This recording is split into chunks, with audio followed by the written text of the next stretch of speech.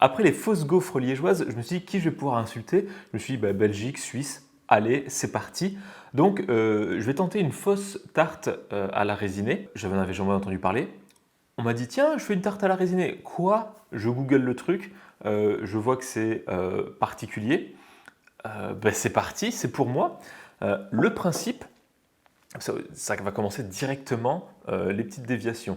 De ce que j'ai compris, la résinée, c'est du jus, de la pulpe qui a été réduite pour faire un genre de mélasse à partir de jus de fruits, enfin, ou de fruits assez liquides en purée ou des choses comme ça.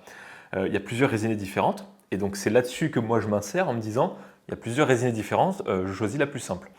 Je crois qu'il y a principalement les résinées suisses et bourguignonnes, je crois. Certaines avec des jus de pommes, poires, avec des morceaux éventuellement plus compotés, jus réduits. Et après, côté peut-être bourguignon, plus avec du jus de raisin.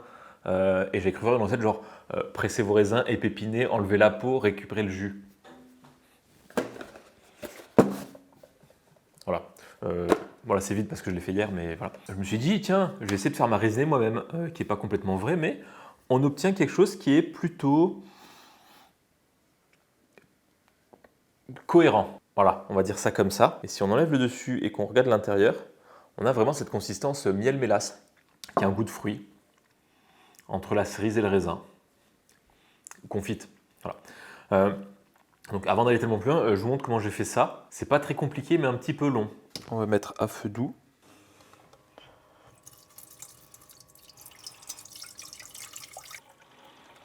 Et là, le plus long commence. Réduire sans faire cuire. Il est 9h28. Il est 19h28. Voilà, il faut que je récupère l'écume. Et là, on est presque épais comme il faut. Voilà, après, je mets dans un bocal et demain, on pourra peut-être enfin faire une petite recette avec. Donc ici, on a 2 litres de fruits. Et on va essayer d'en faire une tarte et je vais partir sur la recette plutôt classique. Donc je mets ça de côté et je fais une pâte sablée. Hein. Enfin, à peu près une pâte sablée. De la farine, du sel. J'ai prédécoupé le beurre en petits morceaux et on sable. Sinon, cette technique, c'est bien si on répond à plusieurs critères. Premier critère pour faire de la résinée, avoir énormément de temps. Deuxième critère, avoir énormément de jus de fruits en trop. Troisième critère, ne pas avoir de sucre à disposition. Parce qu'en gros, c'est pour remplacer du sucre. Peut-être à une époque, c'était plus compliqué d'en avoir. Mais bon, voilà. Si on peut avoir du miel, franchement, je ne m'embêterais pas à faire ça. Je prendrais plutôt du miel. Autre point, s'en fiche un petit peu des dépenses énergétiques. Vu que c'est en hiver, ça réchauffe l'appartement. Mais cuire à feu doux, là, moi, la plaque va jusqu'à 9 et j'ai fait à 4. Puis à 3 quand il restait plus beaucoup de liquide. Ne pas faire ça en été. Et j'ai acheté 2 litres de jus de fruits dans des boîtes Tetra Pak, là, en plastique carton. Donc, pas fou non plus. Ça mettrait moins de plastique d'acheter directement la mélasse, enfin la résinée. Je ne veux pas dénigrer la technique, hein, mais à faire soi-même, je ne sais pas si c'est très utile. Après, peut-être c'est très très bon. Voilà, je pense qu'on est plutôt bien. J'avais vu des recettes de pâte sablée parce que je me suis dit, tiens, je vais regarder quand même parce que j'en ai déjà faite, mais jamais vraiment la complètement vraie. Et dans une que j'avais trouvée, il disait de mettre un jaune d'œuf, donc pas le blanc, et de rajouter de l'eau. Je me dis ça c'est quasiment que de l'eau. Ça encore, voilà. Donc qu'est-ce que je vais faire avec un blanc d'œuf à côté? Surtout pas. Donc là, le but, ça va être d'homogénéiser la pâte sans trop la pétrir. Une pointe d'eau fraîche, agglomérée sans pétrir, sinon après on obtient, encore une fois, une pâte filante, et nous on veut que ce soit cassant. Je mets ça au frigo et on revient d'ici quelques temps, le temps que ça ait un peu refroidi. Pendant que j'étale, j'ai eu un appel d'un ami qui habite en Suisse, dont la belle-mère a une super recette de tarte à la résinée. Donc là, pour la résinée, c'est acheté, mais bon là on va dire que la mienne est à peu près bonne. Il y a une petite technique pour l'appareil à flanc qui doit se cuire. Moi, de ce que j'avais vu, je pensais que ça ne se cuisait pas. Mais là, il m'a dit que c'est la vraie recette d'une Suissesse, d'une Suisse. Donc, je vais essayer de suivre ça avec les indications écrites. Donc, je pourrais dire que je me suis écarté d'une vraie recette, mais que je suis parti du bon point de départ au moins.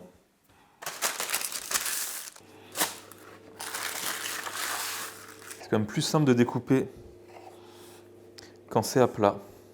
Voilà, un petit peu cache-misère. J'ai pas de plat à tarte, donc ce sera un plat à gâteau. Je replie un peu les bords pour pas que ça tombe à la cuisson. Voilà, encore un peu de cache-misère et ce sera très bien. Pour vous donner une idée des quantités de farine, c'est 250 g de farine, à peu près 100 g de beurre. Je crois que ça monte un peu plus dans la vraie recette, mais bon, ça ira. Hop. Des noyaux de cerise que j'ai gardé depuis pas mal de temps. Là, j'essaie vraiment de faire les choses bien. Allez, c'est quand même pas mal. Au four, la vraie recette qu'on m'a envoyée, que Christophe m'a envoyée, pour un œuf. On m'a dit 10 centilitres de ça. En tout cas, je crois que ça a la bonne consistance. Et je suis le premier surpris. On m'a dit 30 centilitres de crème, je vais faire en plusieurs fois. Et on m'a dit une cuillère à soupe de maïzena. Bon, après, les quantités de cuillères à soupe, c'est très variant d'une ménagère à l'autre. Hein. Pour l'instant, on est sur quelque chose qui donne envie, mais sans plus. Et voilà. Et là, il m'a dit, il faut mettre 3 cuillères à soupe de sucre. Mais, vu que j'ai déjà quelque chose qui est sucré, je vais essayer de ne pas en rajouter. J'aurais bien mis un œuf de plus. Allez, on va aller jusqu'à 30 centilitres de crème. Ça paraît pas tant que ça, point de vue volume. La tarte sera peut-être un peu fine. Je crois que je vais augmenter un peu toutes les proportions. Allez, désolé Christophe. On imaginait bien que j'allais pas non plus tout suivre. Mais tant que l'idée est là. Voilà, 2 œufs, 40 centilitres de crème et je pense 15 centilitres de raisiné. Donc là, il faut quand même cuire la maïzena. Ouais, je pensais bien que ce soit pas assez sucré. Je vais mettre le sucre, mais pas n'importe quel sucre. Hein. Le sucre qu'il y a autour des kumquats qui continuent de cristalliser. Que j'ai toujours pas enlevé. 5 cuillères à café. On m'a dit 3 cuillères à soupe. Je mets 5 cuillères à café. Bon, ça va. C'est à peu près cuit à blanc. Je vais mettre la préparation qui commençait à coaguler au fond. Bon, allez, je me dis que s'il y a des morceaux, ça devrait finir de coaguler au four. Ouais, pour les quantités, je pense que c'est correct. Il en fallait pas moins. Et ça retourne au four. Ça cuit très vite et surtout, on m'a dit de ne pas trop cuire. Donc, apparemment, ça se mange tiède et ça peut se manger froid. Donc, pour maximiser mes chances de tenue, je vais le manger froid. Après un bon passage au frigo, je crois que pour couper, je vais laisser là-dessus, ça sera plus sûr.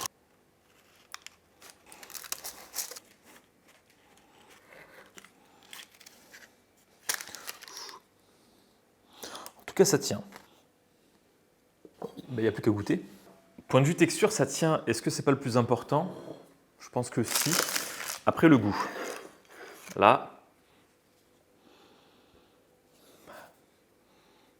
Moi, ce que j'aime bien, c'est les desserts avec des fruits. Donc là, limite, après, il y a ce côté... Ça pourrait marcher, hein, franchement. Genre une base comme ça, des petits fruits découpés au-dessus. Je sais pas quel genre de fruits pourrait marcher. D'abord, je vais goûter nature.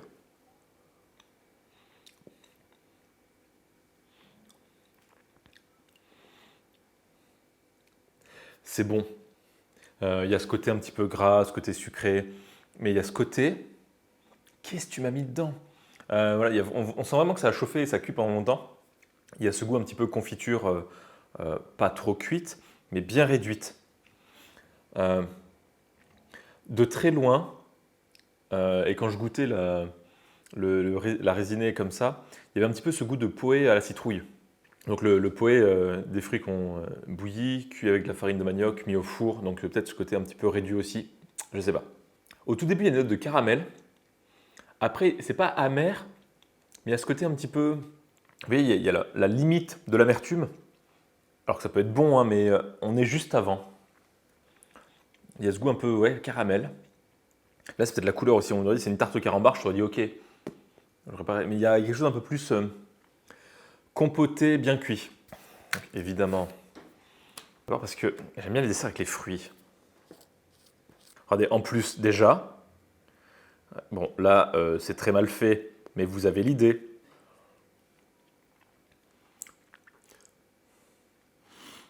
Là, il y a un goût de coco. Franchement, c'est une tarte très compliquée à décrire. Je crois que je vais remettre des fruits partout, enfin de la banane, parce que je préfère le côté fruité. En soi, c'est une très bonne découverte, cette résinée. Est-ce que je la referai? Je ne pense pas. Beaucoup trop contraignant de partout. Même en l'achetant, je pense que c'est le gâteau qui marche vraiment, c'est le gâteau d'enfance. Le goût est sympa, et le goûter une fois de temps en temps, c'est cool. Mais voilà. Après, peut-être c'est pas les bons trucs. C'est peut-être pas le vrai goût de la vraie résinée ou du sirop de liège, que j'ai appris aujourd'hui que ça existait, qui doit être pas trop loin d'être similaire. Mais voilà. En tout cas, très bonne découverte. Petit test sympa. Ça tient. c'est cool à faire. Et je sais pas, mais je pense que ça pourrait presque faire une version vegan de miel. Ou si on n'a pas de miel ou si on veut pas de miel. Ou de la mélasse assez facile à faire.